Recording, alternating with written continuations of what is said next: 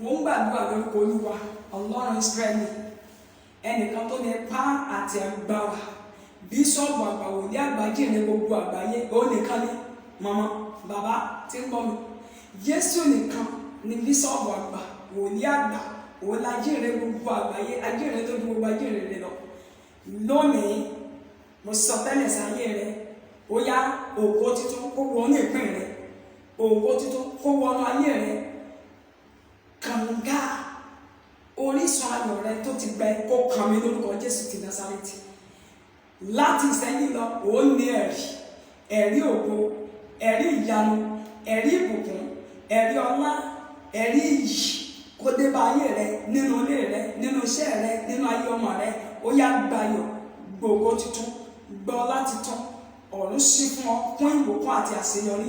Ó ti rí bí òṣèlè láṣẹ bàbá, àṣẹ tí ọmọ tí